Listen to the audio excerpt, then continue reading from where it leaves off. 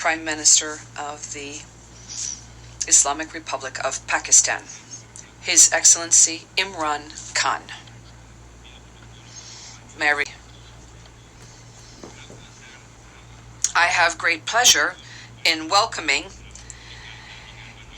His Excellency Prime Minister of the Islamic Republic of Pakistan, and I invite him to address the General Assembly.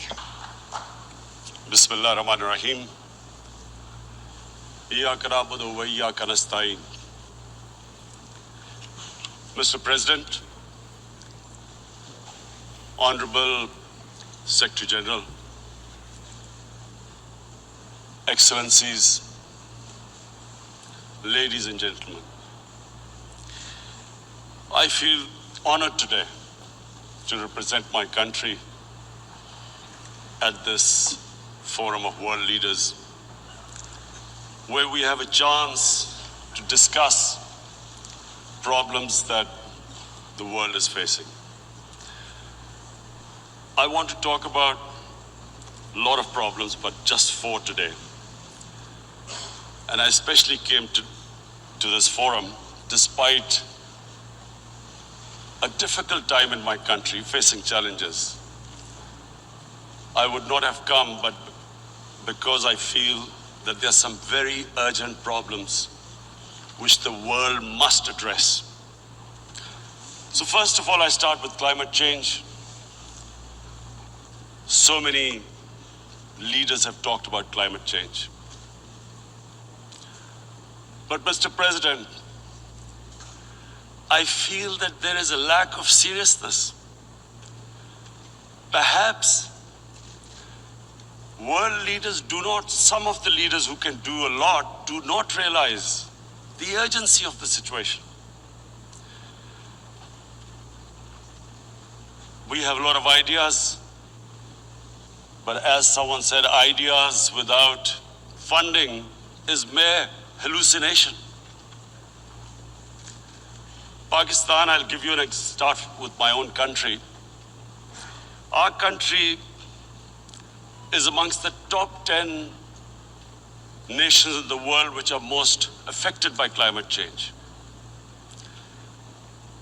We depend upon our rivers. We are mainly an agricultural country. And 80% of the water in our rivers comes from our glaciers. The glaciers not just on the Pakistani side, even India. The river, the 80% of the water in Ganges and the Indian rivers also comes from the glaciers, from the Himalayan glaciers, Karakoram, Hindu Kush. And these glaciers are melting at quite a rapid pace. We detected already 5,000 glacial lakes in our mountains. And if this keeps going, if nothing is done, we are scared that humans are facing a huge catastrophe. In my country, when my party came to power in the province of KP, we planted 1 billion trees in 5 years. Now we've set ourselves a target of 10 billion trees in Pakistan. Idea being to counter the effects of global warming. But one country cannot do anything. This has to be a combined effort of the world. My optimism comes from the fact that humans, the Almighty has endowed humans with great powers. We can do anything, provided our survival instinct is stirred up. And this is really what I hope that the United Nations will take a lead in this. There must be more emphasis. Richer countries must be pushed. Countries that mainly are responsible for greenhouse gas emissions. They must be pushed because our country contributes minuscule amount to greenhouse gases. So I feel that the United Nations must take leadership in this. My second issue for me right now is even more critical. Mr. President, every year, billions of dollars leave the poorer countries and go towards rich countries. Billions of dollars siphoned off by the ruling elites of the developing world. And they find their way into Western bank accounts, offshore accounts, tax havens, expensive properties hidden behind companies bought in Western capitals. Mr. President, this is devastating the developing world. This is causing more poverty, deaths. It's impoverishing the developing world. The difference between rich and poor countries is growing because of this. Money laundering, which happens because money leaves the poorer countries into rich countries, is not treated the same as, for instance, money from drugs or terror financing. The seriousness which terror financing and money from drugs, the way it is treated, it's not the same. The way the poor countries are being plundered by their elites. It's not happening. In my country, when I took charge of our government a year back, in the 10 years preceding that, our total debt went up 4 times. The debt we had accumulated in 60 years, just in 10 years, it went up 4 times. As a result, the total revenue we collected in 1 year, half of it went into debt servicing. How are we going to spend money on our human beings, 220 million people, when half the money is going into debt servicing? Because our country was plundered by the elites, the ruling elite. And easily they could get the money out. And when Mr. President, we located properties in Western capitals bought by this money through corruption and money laundering, located the properties of these corrupt leaders, we find it so difficult to retrieve it. That money, if we retrieved that money, we could spend on our human beings. But it's so difficult. The laws protecting these criminals. We do not have the sort of money to have expensive lawyers and spend millions and millions of dollars. We need help from the rich countries. And Mr. President, it's critical. The rich countries must show political will. They cannot allow this to happen. How can the poor countries spend money on human development, which the United Nations asks, SDG? How are we going to do it when this money can easily leave our countries? So, unless the rich countries intend to build walls to stop economic refugees coming as we see right now, they must take action. They must take action now.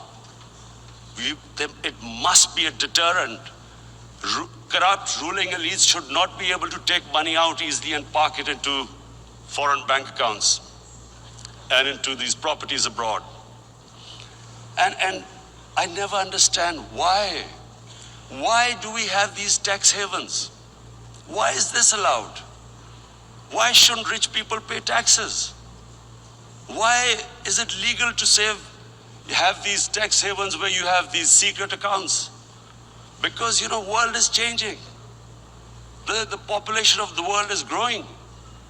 Sooner or later, you're going to have a crisis. If the poor get poorer and the rich get richer, there is going to be a crisis sooner or later. So this is my second point. I hope that the United Nations takes a lead in this. It involves the IMF, the World Bank, Asian Development Bank, they must find a way of stopping this plunder of the developing world. My third point is Islamophobia. There are 1.3 billion Muslims in this world. There are millions of Muslims living in other countries, European countries, in the US, as minorities. Islamophobia since 9/11 has grown at a pace where it is alarming. Human communities live together. There should be understanding amongst them. But Islamophobia is creating a division. Muslim women wearing hijab, it's become an issue. It's become an issue in some countries. Hijab is some sort of a weapon. A woman can take off her clothes in countries, but she can't put on more clothes. How is this happening? Because of Islamophobia. And how did this Islamophobia start? After 9/11. And why did it start? Because certain Western leaders equated terrorism with Islam. Islamic terrorism. Radical Islam. What is radical Islam? There is only one Islam, and that is the Islam we follow of Prophet Muhammad sallallahu alaihi wasallam. There is no other Islam. Radical Islam, Islamic terrorism, what message did they send to people in the West, and why is there Islamophobia? How is a person in New York, in the Midwest, in the US, in European capital, how is he going to distinguish between who is a moderate Muslim and who's a radical Muslim? Because terrorism has nothing to do with any religion. This Islamic terrorism, Islamic radicalism, and sadly used by leaders, this has been the main reason for this Islamophobia. And it has caused pain amongst Muslims. We in Muslim countries watch this Islamophobia traveling abroad, and it's getting worse. And may I just say, Mr. President, that in European countries, it is marginalizing Muslim communities. And we all know that marginalization leads to radicalization.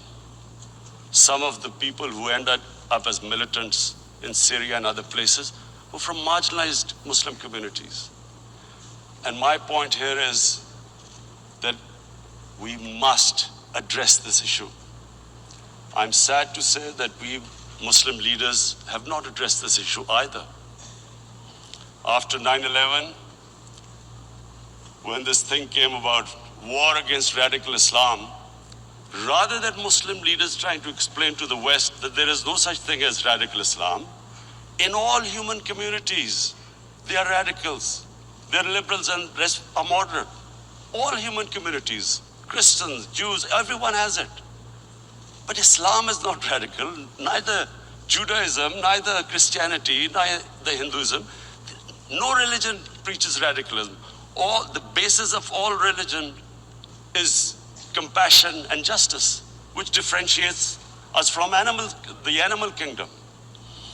But unfortunately, the Muslim leadership was so scared of being called radical Islam that all of them became moderates.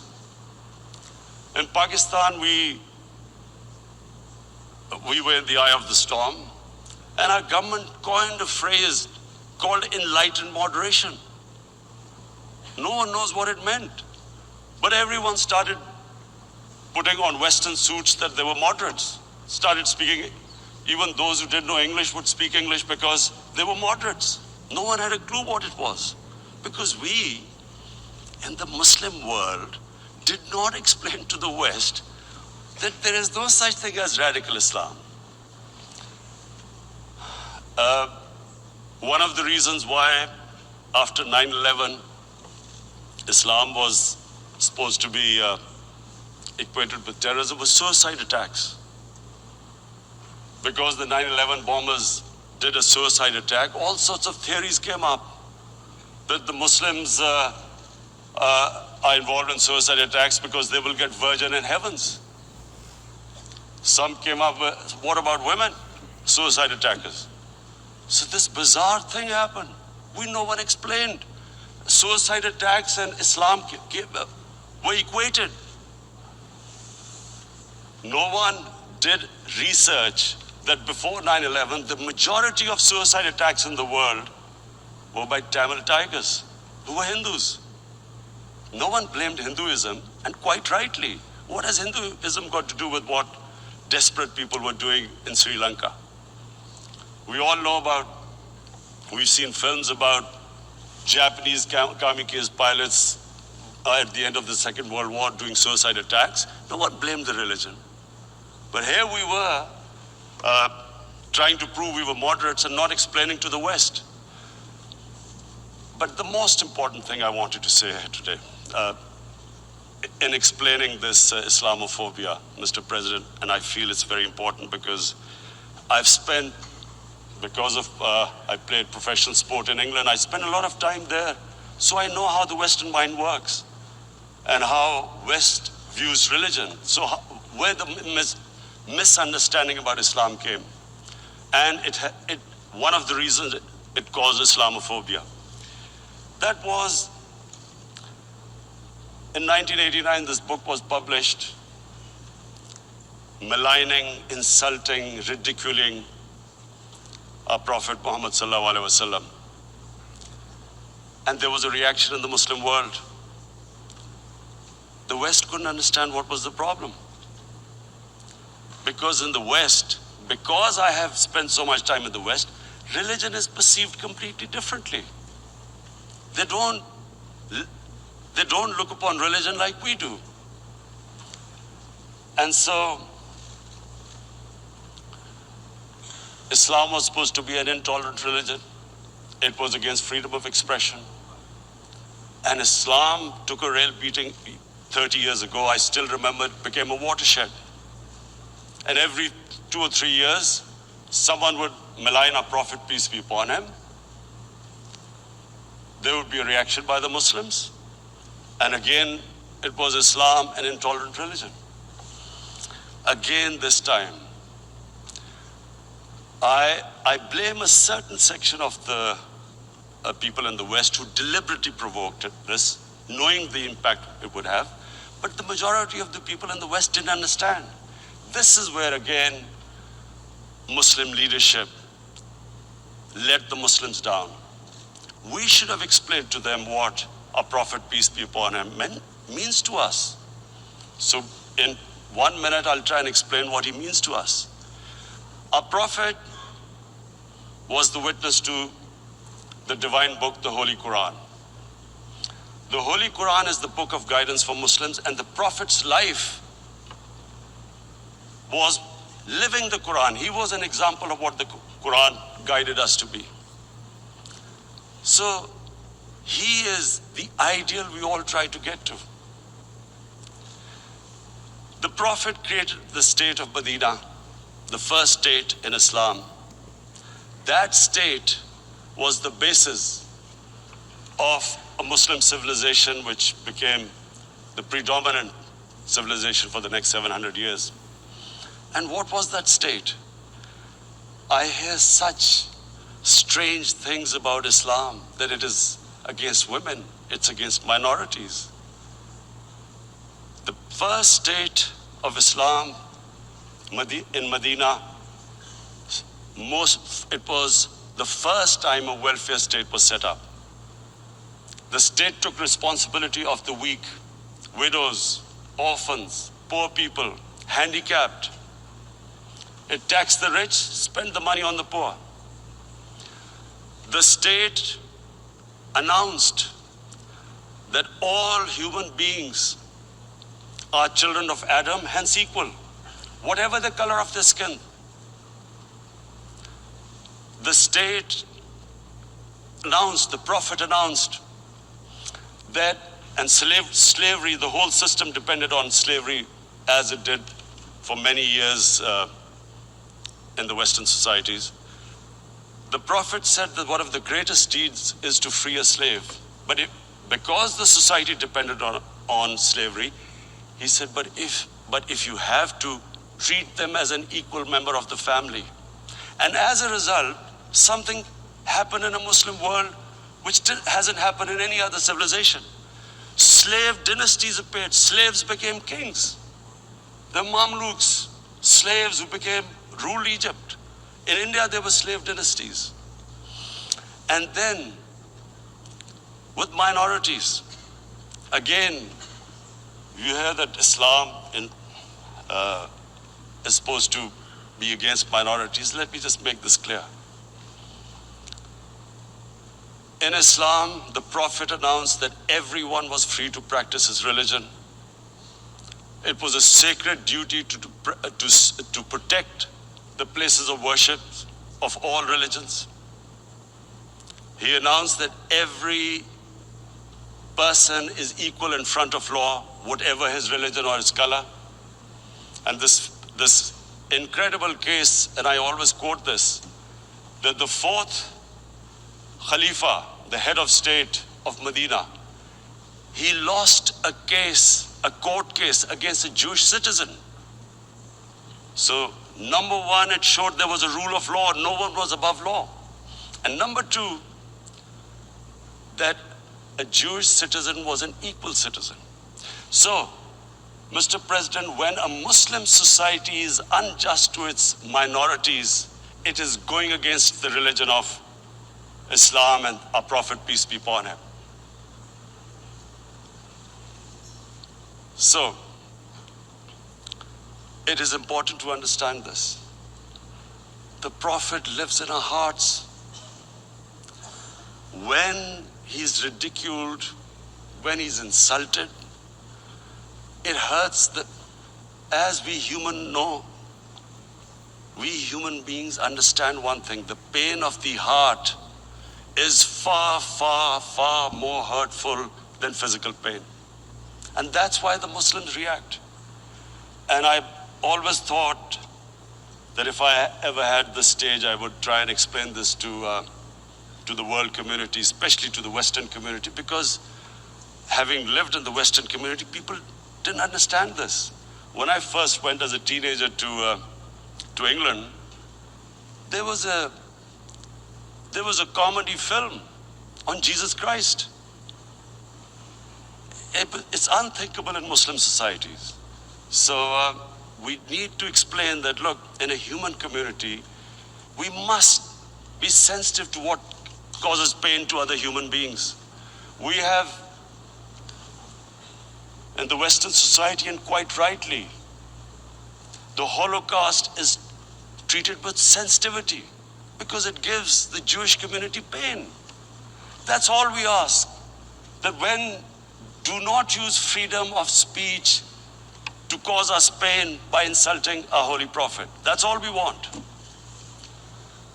And now, the number fourth point, Mr. President, and this is the most critical point, is the reason why I especially came here.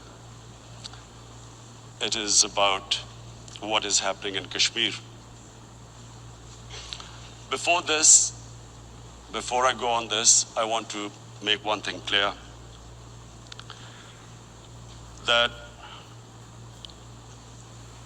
when we came to power, my first priority was that Pakistan would be a country which will try its best to bring peace. We had been through this war on terror. We joined the United States war on terror after 2001. And Pakistan went through one of its worst periods where 70,000 Pakistanis died and over 150 billion was lost to our economy. And Mr. President, I opposed the war because in the 80s, Pakistan had joined the Western countries in what was the freedom struggle then in Afghanistan against the Soviets. And it was funded by the Western countries. These Mujahideen groups, which were treated in guerrilla warfare, were trained by Pakistan Army, funded by the Western countries and especially US, and they waged what was a freedom struggle in Afghanistan. The Soviets called them terrorists. We called them freedom fighters. 1989, the Soviets retreated. The Americans packed up and left. Pakistan was left with these groups. Come 9/11, Pakistan joined the United States in this war on terror. And now our government was supposed to, the reason why I opposed joining this war, because here we had indoctrinated them in jihad, meaning freedom struggle against foreign occupation. Now, because we had joined the US and the US had occupied Afghanistan, now we were supposed to tell them that no, this is not freedom struggle and jihad, it's terrorism. So that's why I tried to tell then government that, stay neutral, because you will have leverage over them. You will be able to control them. But if you join them, you become collaborators and they will attack you, which is what happened. They turned against us. We went through a nightmare. 70,000 people killed in a war we had nothing to do with. No Pakistani was involved in 9/11. Taliban were in Afghanistan. Al-Qaeda was in Afghanistan. What had we to do with it? 70,000 Pakistanis died. So when we came to power, we decided that we would dismantle what was left of these groups. And this decision was taken not just by us, but by all the political parties in Pakistan. Unfortunately, they didn't implement it. So we came to power, we decided to implement it, and we dismantled whatever was left of the groups. And I know that India keeps accusing us that there are these groups there. I would like the United Nations to send observers, see for themselves what we've done. No Pakistani government would have dared to do this because it would have created strife. But we decided that there would be no militant organizations in Pakistan.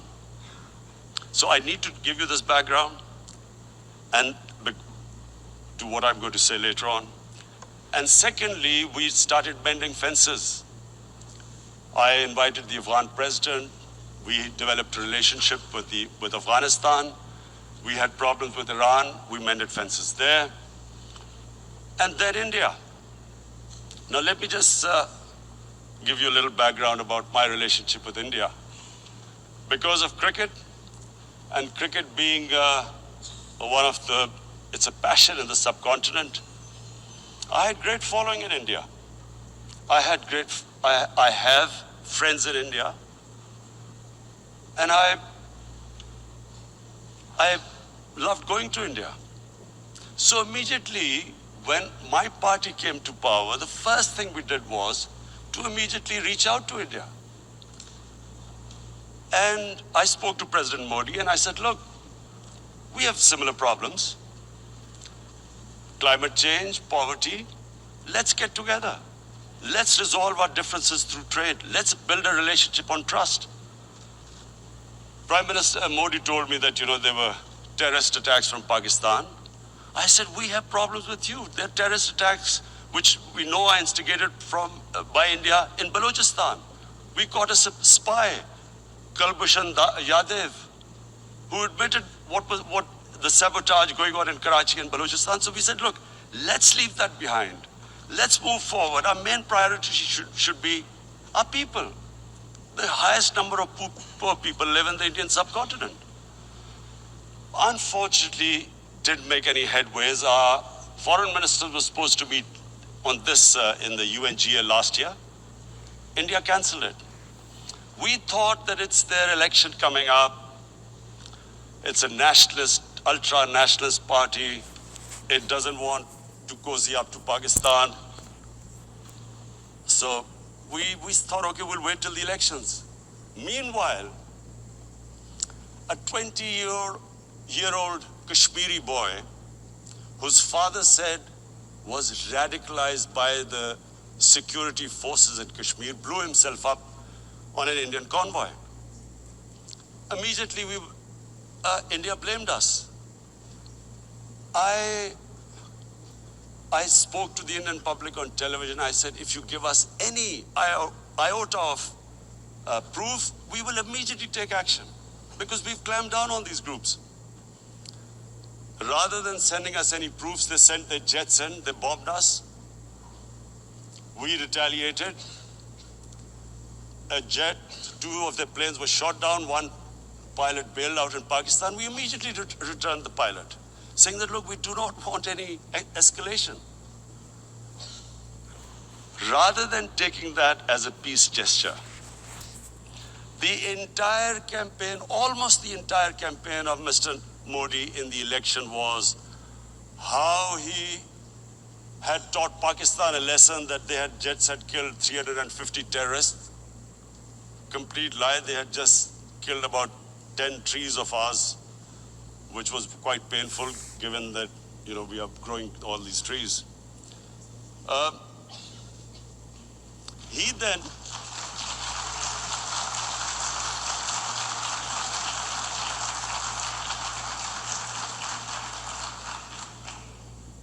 the election campaign, Mr. Modi used words like, this is just a trailer, the movie is about to start. I went into Pakistan and taught them a lesson. This was the election campaign. Okay, so we thought, us politicians make all these statements to win elections. So, okay, after elections, we'll get back to our normal relationship. Well, the moment the elections ended, we approached India, no response, but then we discovered they were trying to push us in the FATF blacklist to bankrupt us. That's when we realized there was an agenda. And that agenda became obvious on the 5th August when India went against 11 United Nations Security Council resolutions, which say that Kashmir is a disputed territory and the people of Kashmir have the right of self-determination. They went against that. They went against Simla Accord, which is about bilateral, sorting out our differences through bilateral means, went against that. They actually went against the Indian Constitution. Illegally, they revoked Article 370, which gave Kashmir the special status. They got an extra 180,000 troops there. Total number of security forces in Kashmir now are 900,000. And they put 8 million people of Kashmir under curfew.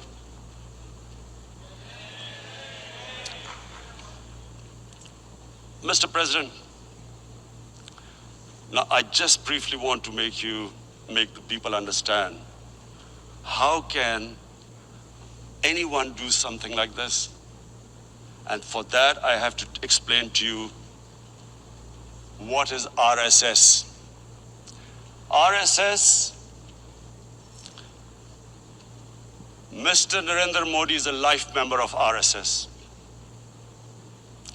RSS was an organization that was inspired by Adolf Hitler and Mussolini, came about in 1925. They believed in racial purity, racial superiority. They also believed they were an Aryan race, like the Nazi believed they were an Aryan race.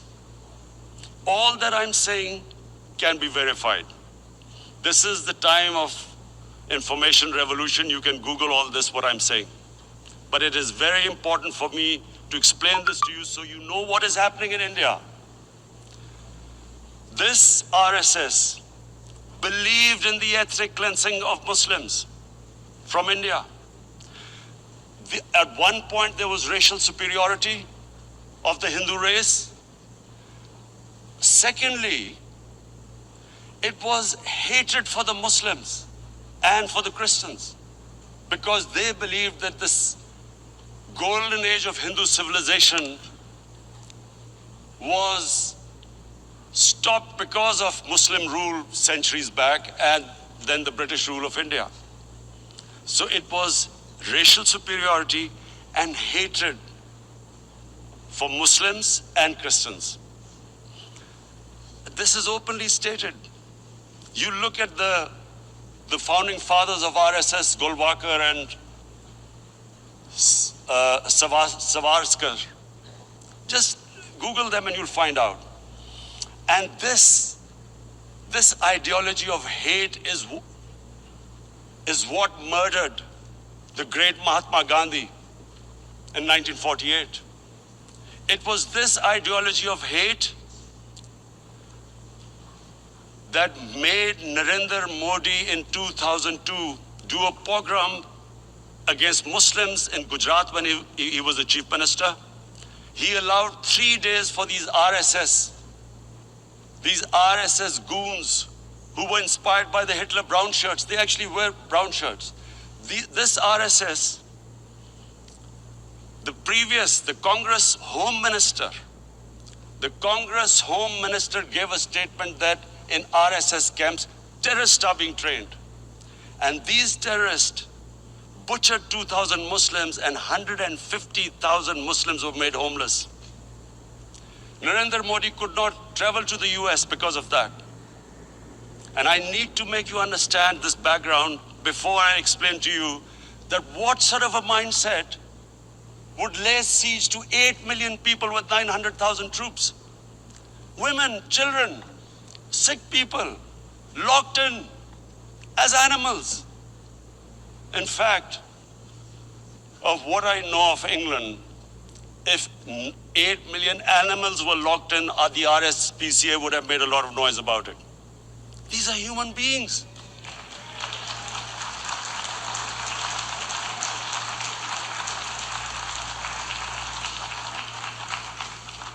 And Mr. President, what comes with racial superiority, these illusions of Aryan superior race, is arrogance.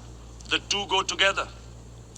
And it's arrogance that makes people make mistakes and do stupid things. Cruel things like what Narendra Modi has done. It's sheer arrogance. And it's arrogance that has blinded him from the fact that what is going to happen when the curfew is lifted? Has he thought about it? This hasn't been thought through. What is he going to do when he lifts the curfew?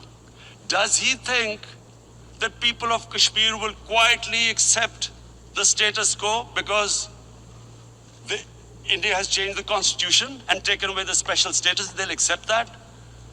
Mr. President, 100,000 Kashmiris have died in the past 30 years because they were denied the right given by the United Nations, the right for self-determination. 100,000 have died and 11,000 women have been raped.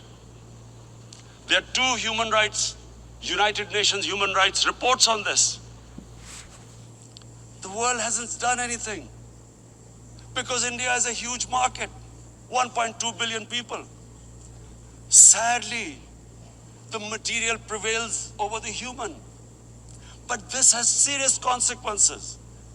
Again, I repeat, that's why I'm here. Look, what is going to happen when the curfew is lifted will be a bloodbath. The people will come out. There are 900,000 troops there. They haven't come to, as Narendra Modi says, he's done this for prosperity of Kashmir. This is supposed to be for the development. These 900,000 troops, what are they going to do when they come out? There'll be a bloodbath. Has he thought it through what happens then? Mr. President, has anyone thought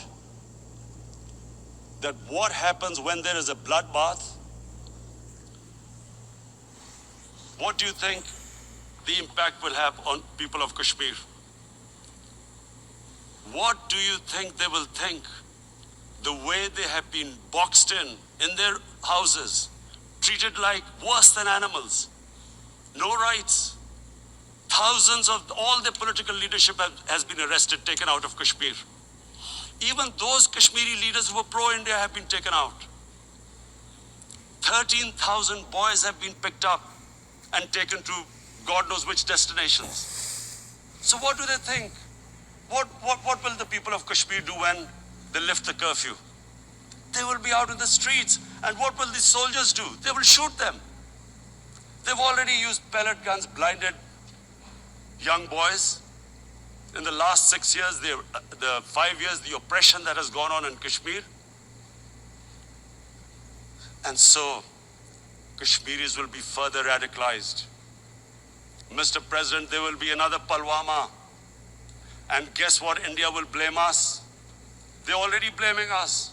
They're saying all this is happening because of Pakistan. One of their defense ministers said, there are 500 terrorists lined up on the border to go in.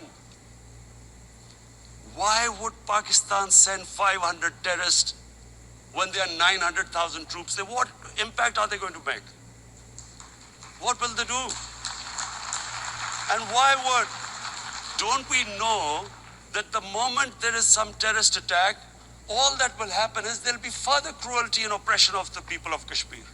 We will just give the 900,000 troops to further crush the people of Kashmir. And then we'll give the Indian government an excuse that, look, Pakistan is a terrorist state, and this mantra that has gone on, Islamic terrorism. But the moment you use this catchword, Islamic terrorism, the whole world turns away. No one talks about human rights. You can do whatever you want, which is what has happened in Kashmir, because they keep using this word, Islamic terrorism. And this is what they're doing right now. What do we benefit from further increasing the cruelty on the people of Kashmir? And why would we want this? But there is no other narrative left for India. As when they lift the curfew, whatever happens, Pakistan will be blamed, and there is always a danger of another Pulwama. They might come and bomb us again, and then another cycle might start. And what does Narendra Modi think? That 180 million Muslims of India are thinking right now. Aren't they watching these Kashmiris stuck inside for 55 days they've been stuck in? Aren't they watching? What do you think?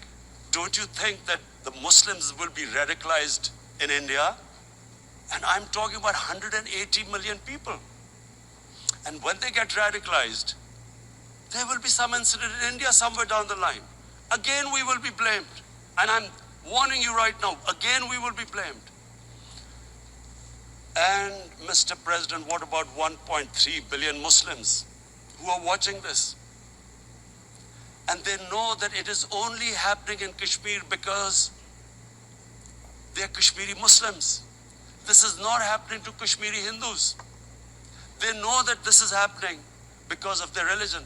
So what do you think they will be thinking? What do you think the Jewish community would think if there were, forget 8,000 Jews stuck like this? What do you think Europeans would think? What do we think?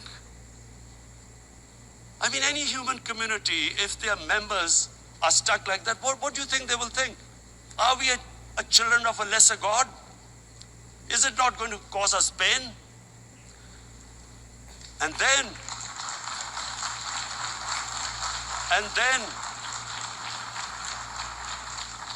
I'll tell you what will happen. People will, in the 1.3 billion Muslims, someone will pick up arms. I know we've been brought up with films, Western films. This good, decent guy doesn't get justice. He decides to pick up a gun and start seeking justice. There was a film made in New York, famous film called Death Wish. This guy gets mugged by his family, his wife gets killed or something, he can't get justice, he picks up a gun and he goes around shooting muggers. And the whole cinema cheers him on. So what do you think the Muslims are thinking right now? If there is a bloodbath, there will be Muslims becoming radicals, not because of Islam, but because of what they will see, that there's no justice when it comes to Muslims. There were Rohingya Muslims, Myanmar, who are, God knows, almost 1 million people out, ethnic cleansing. What was the response of the world community? So what do you think will be the response of 1.3 billion Muslims? I picture myself. I'm in Kashmir. I've been locked up for 55 days. I have heard about, and there are rapes, Indian Army going into homes, soldiers.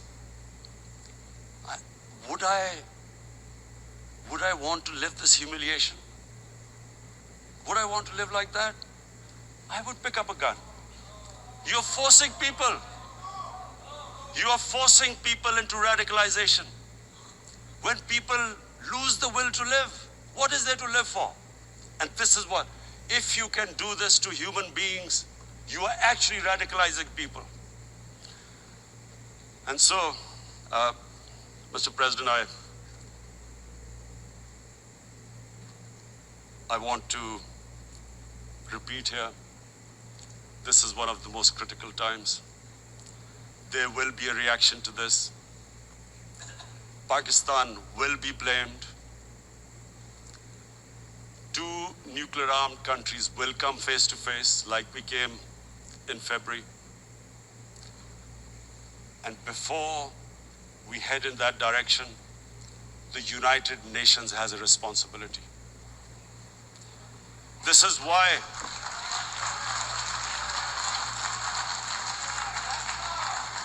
why the United Nations came into being in 1945.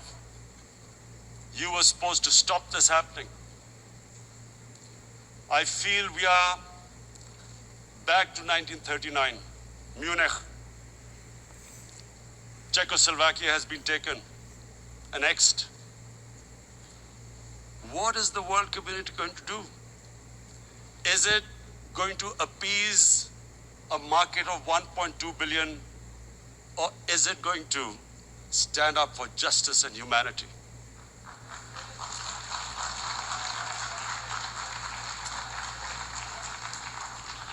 If this goes wrong, you hope for the best, but be prepared for the worst. If a conventional war starts between the 2 countries,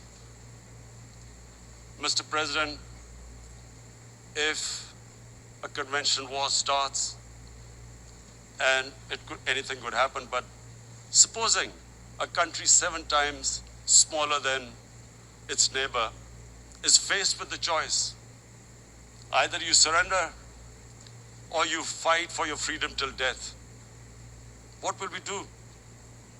I ask myself this question.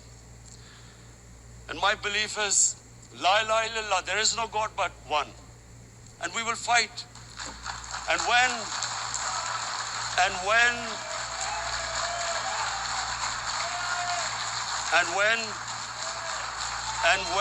a nuclear-armed country fights to the end, it will have consequences far beyond the borders. It will have consequences for the world, which is why I repeat I'm here. Because I'm warning you, it's not a threat. It's a fair worry that where are we headed? And I've come here to tell the UN, you've got to, this is a test for the United Nations. You are the one who guaranteed the people of Kashmir the right of self-determination. They are suffering because of that.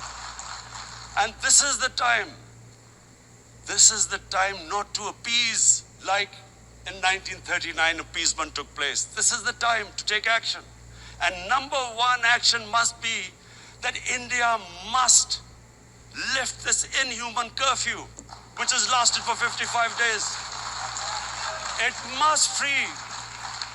must free all political prisoners, and especially those 13,000 boys that have been picked up, parents don't know where they've disappeared. And then the world community must give the people of Kashmir the right of self-determination. Thank you.